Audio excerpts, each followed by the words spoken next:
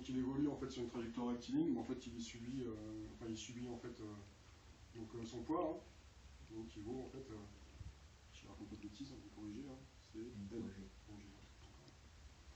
Voilà. Donc en fait pour voler, pour rester en trajectoire rectiligne, en fait pour compenser le poids, en fait, ce qui agit, c'est la portance, hein, sur les ailes, donc la traction ici pour faire avancer, et puis la traînée derrière. Alors le facteur de charge il évolue en fait pourquoi? C'est dès que l'avion est soumis à des accélérations différentes.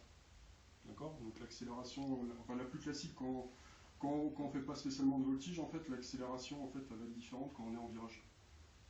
Peut-être que vous avez vu ça aussi en cours, je ne sais pas si je vous fais pas un topo sur le poids apparent, enfin nous on appelle ça le poids apparent en fait qui évolue en fonction de l'angle d'inclinaison ou du rayon et puis la vitesse de l'avion. D'accord? Donc vous avez déjà une idée peut-être en fonction de l'inclinaison, vous avez vu avec, je ne fais pas les formules de cosinus et tout ça peut-être sur le, c'est pas, ça vous avez vu, c'est pas, non, c'est bon, c'est pas la peine. Donc bon, le claque plus classique, hein, vous savez, à 60, par exemple, le claque plus classique à 60 degrés, en général, c'est l'inclinaison, on va dire, maximale à laquelle on évolue quand on fait on va dire, de l'avion de tourisme de façon à peu près classique. Donc l'accélération, en fait, elle est à ce moment-là de 2G.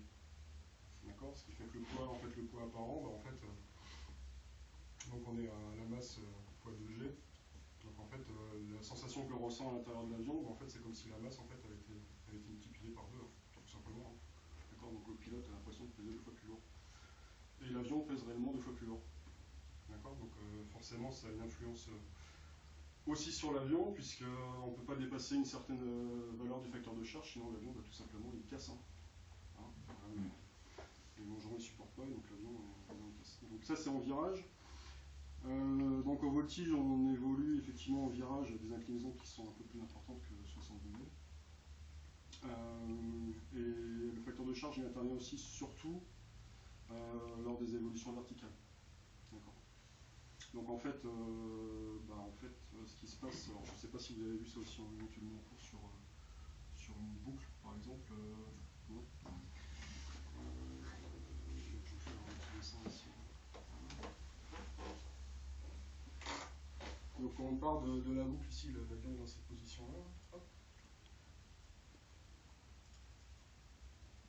J'essaie peut-être un peu petit hein, pour la vidéo. Je vais essayer de faire un zoom.